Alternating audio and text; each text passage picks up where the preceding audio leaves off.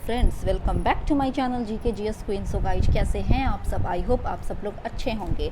तो फ्रेंड्स, आज फिर से मैं आप लोगों के लिए मार्क्समैन का टेस्ट सीरीज 72 लेकर आई हूं। तो चलिए आज का वीडियो स्टार्ट करते हैं। वीडियो स्टार्ट करने से पहले अगर आप मेरे चैनल पर नए हैं तो प्लीज़ मेरे चैनल को जाकर विजिट कीजिए। वहाँ पर मैं कंटिन्यूसली मार्क्समैन का स्पेशली बिहार एसआई कैंडिडेट्स के लिए टेस्ट सीरीज करवा रही हूँ। इसके अलावा आपको मेरे चैनल पर Bihar special and Bihar SI का प्रीवियस ईयर क्वेश्चंस का सेट ऑलरेडी अपलोडेड मिलेगा। अगर आप घटना चक्र पढ़ना चाहते हैं जो आपके किसी भी एग्जाम के पॉइंट ऑफ व्यू से काफ़ी ज़्यादा इंपॉर्टेंट एंड बेनिफिशियल रहते हैं तो वो भी आप मेरे यूट्यूब चैनल पर जाकर पढ़ सकते हैं। तो मेरे चैनल पर जाइए, मेरे वीडियोज को देखिए और अगर मेरा वीडियो आपको पसंद आता है तो प्लीज़ सब्सक्राइब करना ना भूलें तथा मेरे चैनल को ज़्यादा से ज़्यादा फैमिली एंड फ्रेंड्स के साथ शेयर करें। So let's started. फ्रेंड्स, आप वीडियो को पॉज करते हुए आंसर दीजिएगा। तो यहाँ क्वेश्चन नंबर फर्स्ट आप देख सकते हैं कि गुरु जल क्या है। जैसे कि प्रीवियस सेट में भी हम लोग डिस्कस कर चुके थे, हैवी वाटर या जिसका केमिकल फार्मूला D2O रहता है, ठीक है ना। तो हैवी वाटर यानी D2O को ही गुरु जल कहते हैं, ठीक है। अगर D2O यानी हैवी वाटर की बात करें तो ये हाइड्रोजन के ड्यूट्रियम आइसोटोप्स का ऑक्साइड रहता है D2O। और हाइड्रोजन के तीन आइसोटोप्स कौन कौन से हैं तो वो सब हम लोग अपने प्रीवियस सेट में कवर कर चुके हैं। तो इसका जो करेक्ट आंसर होगा वो ऑप्शन नंबर ए होगा। यानी अगर गुरु जल यानी हैवी वाटर यानी D2O की अगर बात करते हैं तो वो ऑक्सीजन और हैवी हाइड्रोजन के संयोजन से मिलकर बना रहता है। नेक्स्ट क्वेश्चन है कि भारी पानी यानी हेवी वाटर वह पानी होता है जिसमें हाइड्रोजन के साथ आइसोटोप ले लेता है। हाइड्रोजन के स्थान पर क्या ले लेता है तो ड्यूट्रियम आइसोटोप ले लेता है। नेक्स्ट है कि हेवी वाटर में हाइड्रोजन के साथ ड्यूट्रियम होता है, हाइड्रोजन के स्थान पर ड्यूट्रियम होता है। नेक्स्ट फोर्थ है कि निम्नलिखित में से किसने भारी पानी यानी D2O की खोज की थी। तो it's correct answer is option number B यानी HC उरे ने। नेक्स्ट है कि भारी जल एक प्रकार का क्या है तो मंदक है। नेक्स्ट, पानी की अस्थायी कठोरता के लिए निम्न में से कौन उत्तरदायी होता है तो कैल्शियम और मैग्नीशियम के क्लोराइड्स व कैल्शियम और मैग्नीशियम के सल्फेट ये किसी भी पानी के लिए अस्थायी कठोरता के लिए जिम्मेदार होते हैं। नेक्स्ट सेवेंथ है कि वाटर का pH वैल्यू क्या है तो अप्रॉक्स 7। एट्थ है कि पानी का शुद्धतम रूप क्या है तो वर्षा का पानी। नेक्स्ट, पानी आयनिक लवण का शुविलायक है क्योंकि इसका द्विध्रुव आघूर्ण अधिक होता है। 10th की अगर बात करें तो अशुद्ध जल से बड़ी मात्रा में पेयजल तैयार किया जाता है। कौन से प्रोसेस के द्वारा तो निर्लवणीकरण प्रोसेस के द्वारा। नेक्स्ट है कि समुद्र जल को शुद्ध जल में किस प्रक्रिया द्वारा कन्वर्ट किया जाता है तो उत्क्रम पराशरण के जरिए। नेक्स्ट है कि फिटकिरी गंदे पानी को किस प्रक्रिया द्वारा स्वच्छ करती है तो स्कंदन द्वारा। नेक्स्ट, निम्नलिखित में से किस गैस की परसेंटेज यानी मात्रा वायुमंडल में सबसे कम है तो ऑक्सीजन। यहाँ पर अब 13 का करेक्ट आंसर ऑक्सीजन देख लेते हैं। और सबसे ज़्यादा जो वायुमंडल में पाई जाती है वो नाइट्रोजन है। क्या है? नाइट्रोजन। हालांकि फ्रेंड ऑक्सीजन से सॉरी फ्रेंड, 13 का जो करेक्ट आंसर हो जाएगा वो ऑक्सीजन नहीं कार्बन डाइऑक्साइड है। सॉरी, कार्बन डाइऑक्साइड, ठीक है ना। सबसे ज़्यादा जो मतलब कि परसेंटेज में पाई जाती है वे है नाइट्रोजन, सबसे ज़्यादा नाइट्रोजन। बट इस सीरीज में आपको कहीं भी ऑप्शन में नियोन, हीलियम, मीथेन वगैरह देखने को नहीं मिल रहा है। तो कार्बन डाइऑक्साइड यानी CO2 से भी कम परसेंटेज नियोन, हीलियम, मीथेन का मात्र 0.03% है।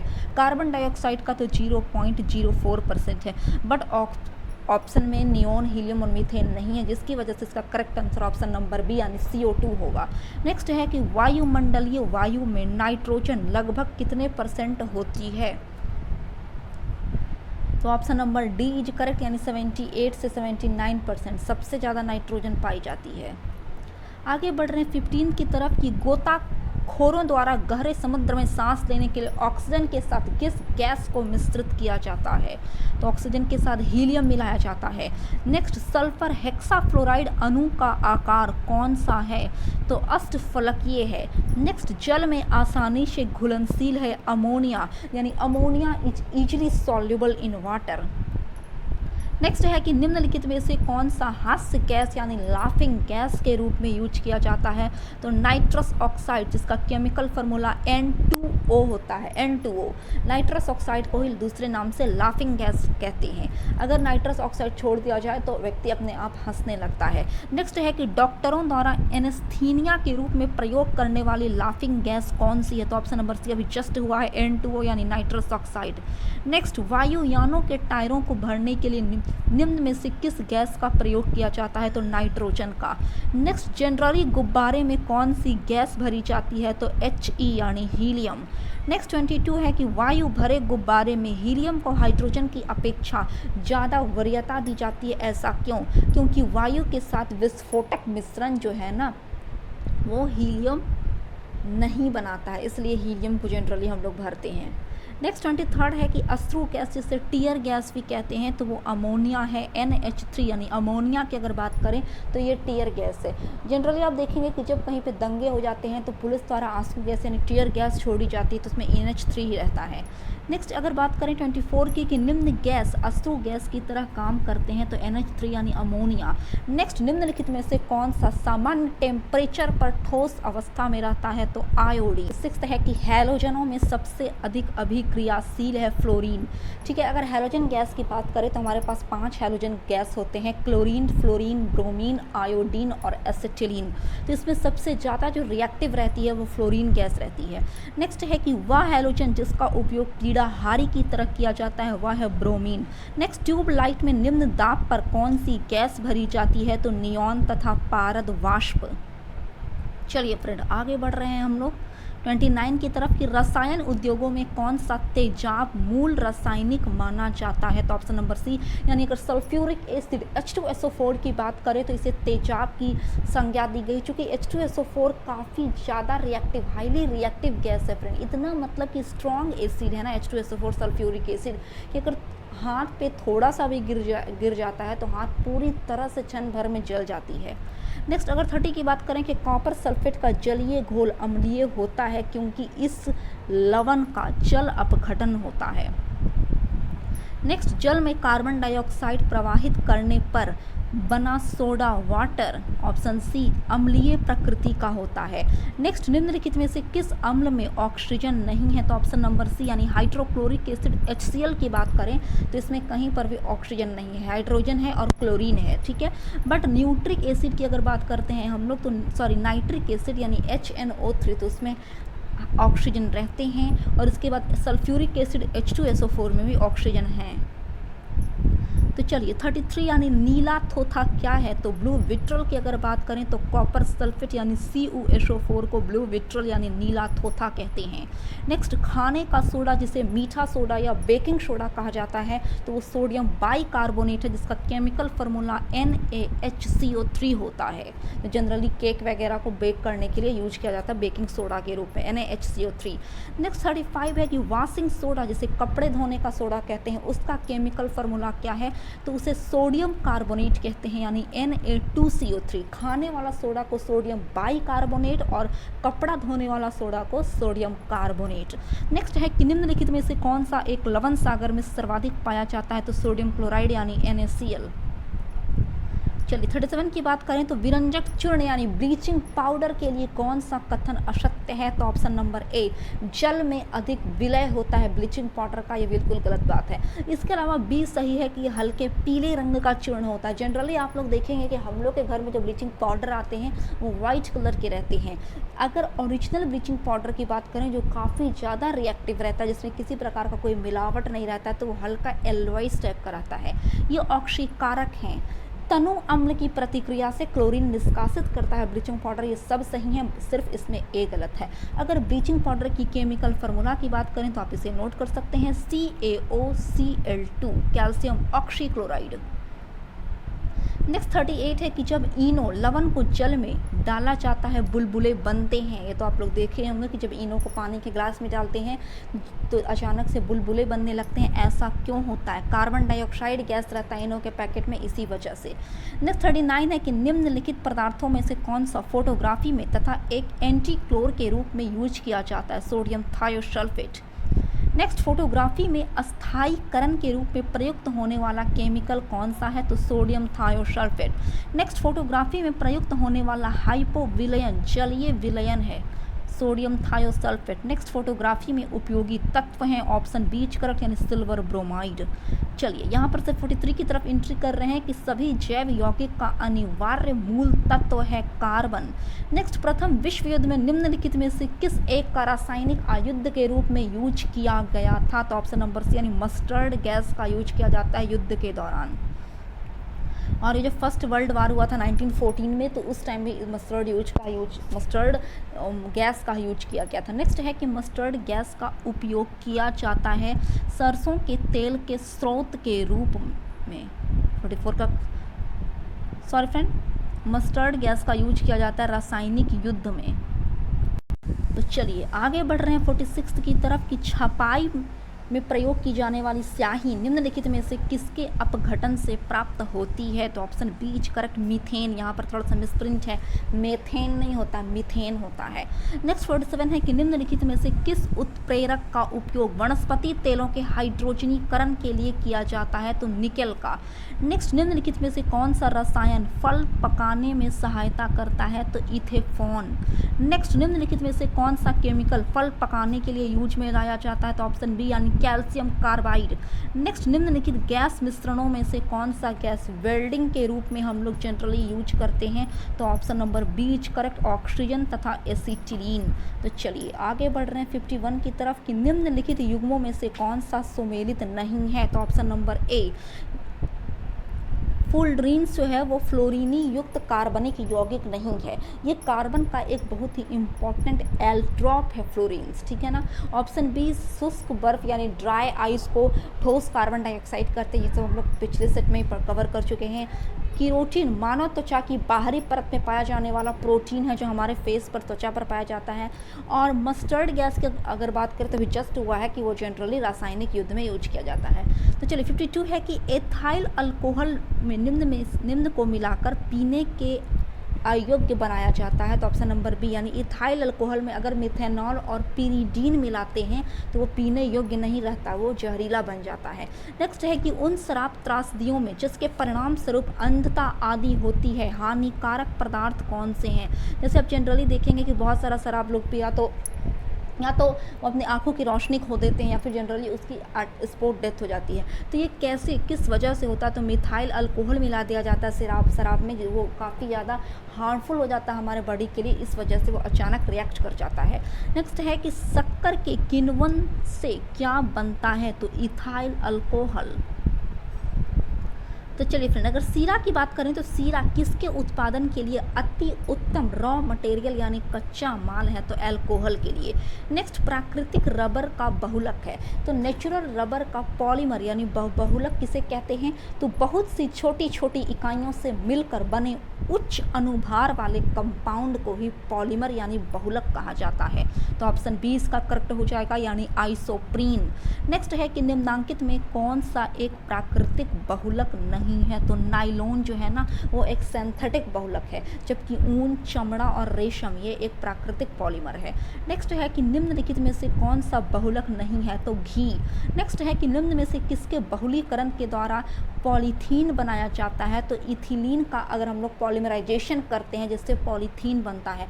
अगर आप 12th क्लास में पॉलीमराइजेशन चैप्टर केमिस्ट्री में पढ़े होंगे तो आप बहुत आसानी से पॉलीमराइजेशन का जो प्रोसेस, जो फंडा होता है उससे आप कर सकते हैं।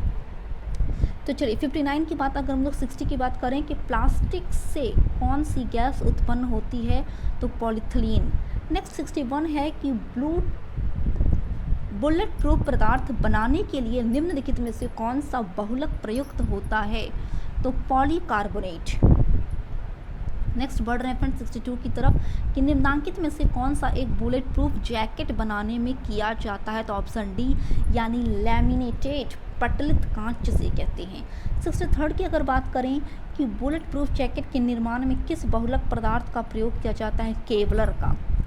चलिए 64 है कि बहुलक जो विशेषता बर्तनों पर ना चिपकने वाली सतह के रूप में प्रयुक्त होता है वह क्या है? तो उसे टेफ्लॉन कहते हैं। नेक्स्ट, निम्नलिखित में से किसके निर्माण में फिनॉल का प्रयोग किया जाता है? तो बेकेलाइट के निर्माण में। चलिए आगे बढ़ रहे 66 की तरफ कि लंबे समय तक कठोर शारीरिक कार्य के पश्चात मांसपेशियों यानी मसल्स में हमारे जब थकान महसूस होने लगती है वो किसकी वजह से होती है? तो लैक्टिक एसिड का जब हमारे शरीर में संचय हो जाता है ना, तो लैक्टिक एसिड जब ज़्यादा हमारे शरीर में भर जाती है तो जो मांसपेशियों में हमारे मसल्स में पेन होने लगती है, बोन में पेन होने लगती है due to presence of lactic acid. तो चलिए 67 की अगर बात करते हैं कि किस द्रव के एकत्रित होने पर मांसपेशियाँ थकान का अनुभव करने लगती हैं, तो लैक्टिक एसिड। नेक्स्ट, नींबू खट्टा किस कारण से होता है? तो सिट्रिक एसिड प्रेजेंट रहता है नींबू में, इसलिए जितने भी खट्टे फ्रूट्स रहते हैं, नींबू, विनेगर, सिरका वगैरह हो गया, तो उसमें सिट्रिक एसिड प्रेजेंट रहते हैं। और सिट्रिक एसिड हमारे फेस के लिए, हमारे त्वचा के लिए काफ़ी ज़्यादा यूजफुल होते हैं। तो चलिए 68 में सिट्रिक एसिड है। अगर खट्टा दूध में मुख्यतः कौन सा अम्ल पाया जाता है? तो खट्टा दूध में लैक्टिक एसिड। अब ये मत समझ लीजिएगा कि खट्टा दूध हो गया तो हर खट्टे पदार्थ में सिट्रिक एसिड, ऐसा पॉसिबल नहीं है। जनरली वो नींबू में पाया जाता है, कुछ और भी फ्रूट्स हैं जिसमें सिट्रिक एसिड पाए जाते हैं, बट खट्टा दूध में सिट्रिक नहीं, लैक्टिक एसिड पाया जाता है। तो चलिए आगे बढ़ते 70 की तरफ कि अंगूर में प्रचुर मात्रा में कौन सी एसिड पाई जाती है? तो टार्टेरिक एसिड। नेक्स्ट, फोटोग्राफी में कौन सा एसिड का प्रयोग किया जाता है? तो ऑक्जेलिक एसिड का। 72 की बात करें कि निम्नलिखित में से किसको बेकिंग पाउडर के निर्माण में यूज किया जाता है? तो टार्टरिक एसिड का यूज हम लोग बेकिंग पाउडर बनाने के लिए करते हैं। बेकिंग पाउडर तो आप लोग समझते हैं कि बेकिंग पाउडर बेकिंग सोडा में क्या डिफरेंस है। 73 है कि सिरका निम्न में से किस एक का जलीय घोल है? इसका जो करेक्ट आंसर हो जाएगा वो ऑप्शन नंबर डी हो जाएगा। एसिटिक एसिड का वो जलीय घोल है। देखिए सिरका में जनरली खट्टा रहता है, बट सिरका में सिट्रिक एसिड नहीं रहता है, सिर्फ सिरका में एसिटिक एसिड रहता है, ठीक है। 74 है कि सेब में कौन सा अम्ल पाया जाता है? तो option number C, malic acid सेब में पाया जाता है, एप्पल में। नेक्स्ट, खानों में अधिकतम विस्फोट निम्न में से किसके मिलने से होता है? तो इसका करेक्ट आंसर जो ऑप्शन नंबर बी, मीथेन के साथ जब वायु हवा रिएक्ट करती है तो जनरली जो खाने होते हैं, खाद्यान्न वगैरह, वहाँ पर जनरली विस्फोट हो जाता है। तो चलिए 76 है कि निम्नलिखित में से कौन सा विस्फोटक नहीं है? तो ऑप्शन नंबर डी, नाइट्रोक्लोरोफॉर्म ये विस्फोटक नहीं है, बल्कि ट्राइनाइट्रोटोल्यूइन, ट्राइनाइट्रोग्लिसरीन और साइक्लोट्राइमिथिलीन, ट्राइनाइट्रेमीन, ये सब विस्फोटक हैं। तो चलिए 76 के बाद 77 है कि निम्नलिखित में से कौन सा एक RDX का अन्य नाम है? तो साइक्लोनाइट। नेक्स्ट, निम्नलिखित में से किस एक को विस्फोटक की तरह से प्रयोग किया जाता है? तो option number D, nitroglycerine. Next, निम्नलिखित विस्फोटकों में से किस में नाइट्रोग्लिसरीन एक आवश्यक संगठन के रूप में नहीं पाया जाता है? तो एमाटोल में, बाकी ये तीनों में पाए जाते हैं नाइट्रोग्लिसरीन। नेक्स्ट, निम्न में से कौन प्राकृतिक ईंधन है? नेचुरल फ्यूल की अगर बात करें तो वह पेट्रोलियम है। नेक्स्ट 81 है कि निम्नलिखित में से किस एक का अधिकतम ईंधन मान होता है? तो ऑप्शन नंबर ए, हाइड्रोजन का। तो चलिए 82 है कि ऑक्टेन संख्या, जो ऑक्टेन नंबर होती है, ऑक्टेन नंबर गुणवत्ता का माप है पेट्रोल की। 83 की अगर बात करें तो डीजल ईंधन में प्रयुक्त ईंधन है ऑप्शन नंबर ए, डीजल की वाष्प और वायु। नेक्स्ट, खाना बनाने में प्रयोग की जाने वाली गैस मुख्यतः होती है मीथेन। 85 है कि बायोगैस में मुख्यतः क्या पाई जाती है? तो बायोगैस में कार्बन डाइऑक्साइड और मीथेन पाई जाती है। चलिए आगे 86 की तरफ हम लोग एंट्री कर रहे हैं कि गोबर गैस में मुख्यतः कौन से एलिमेंट पाए जाते हैं? तो मीथेन पाए जाते हैं। नेक्स्ट, LPG यानी लिक्विफाइड पेट्रोलियम गैस का मुख्य आधार घटक कौन सा है? तो ब्यूटेन। जो हमारे जनरली मतलब कि जो गैस सिलेंडर वगैरह रहते हैं जिससे हम लोग खाना बनाते हैं तो उसमें LPG भरा रहता है, तो उसमें जनरली जो मुख्य संगठक है उसमें ब्यूटेन पाया जाता है। नेक्स्ट, अगर 88 की बात करें तो LPG यानी इंडियन गैस किसका मिश्रण है? तो ऑप्शन नंबर सी करेक्ट, ये ब्यूटेन और प्रोपेन का मिश्रण है। नेक्स्ट, घरेलू LPG सिलेंडरों में दाब मापक नहीं प्रदान किए जाते हैं, ऐसा क्यों? क्योंकि ये LPG सिलेंडरों में गैस की मात्रा को प्रदर्शित नहीं कर सकते। चलिए 90 है कि स्वचालित वाहनों में प्रदूषण नियंत्रण हेतु प्रयुक्त CNG कंप्रेस्ड नेचुरल गैस में मुख्यतः उपस्थित है option number A, CH4। Next, gasohol क्या है? तो ये इथाइल अल्कोहल और पेट्रोल का मिश्रण है गैसोहोल। नेक्स्ट, कार के इंजन में नॉकिंग से बचने के लिए निम्न में से कौन प्रयोग में लाया जाता है? तो lead tetra ethyl. Next tetraethyl lead petrol में मिलाया जाता है इसकी एंटी नॉकिंग रेटिंग को इंक्रीज करने के लिए, इन्हेंस करने के लिए। 94 है कि ऑटोमोबाइल इंजनों में प्रतिहीम के रूप में निम्नलिखित में से किस एक का प्रयोग किया जाता है, तो एथिलीन ग्लाइकोल का। 95 की अगर बात करें तो भारी वाहन में डीजल का उपयोग इसलिए किया जाता है क्योंकि उच्च क्षमता और आर्थिक बचत के लिए डीजल का उपयोग बड़े बड़े वाहनों में किया जाता है एज कंपेयर टू पेट्रोल। तो चलिए 96 की हम लोग यहाँ पर से 96 में एंट्री ले रहे हैं कि सोडियम बेंजोएट का केमिकल फार्मूला क्या है, तो NaC7H5O2 इसको सोडियम बेंजोएट कहते हैं। नेक्स्ट 97 है कि निम्न पदार्थों में से कौन सा पदार्थ खाने की वस्तुओं के परिरक्षण में प्रयोग होता है, तो सोडियम बेंजोएट। तो चलिए 98 है कि खाद्य पदार्थों के परिरक्षण हेतु निम्नांकित में से कौन सा प्रयुक्त होता है, तो बेंजोइक एसिड। 99 है कि प्रशीतन खाद्य परिरक्षण में मदद करता है, ऑप्शन बी इज करेक्ट, यानी जैव रासायनिक अभिक्रियाओं की रेट को कम करके। लास्ट क्वेश्चन नंबर 100 है कि कच्ची चीनी को रंग विहीन करने हेतु जिस चारकोल का यूज किया जाता है चीनी को शुद्ध करने के लिए, तो उसमें लकड़ी किस चारकोल का यूज किया जाता है, तो एनिमल चारकोल यानी जानवरों का बुरादा जो रहता है चारकोल रहता है, उससे चीनी को शुद्ध किया जाता है, प्योरीफाई किया जाता है। चलिए फ्रेंड, आज के लिए बस इतना ही, मिलते हैं कल एक नए वीडियो के साथ, तब तक के लिए जय हिंद जय भारत।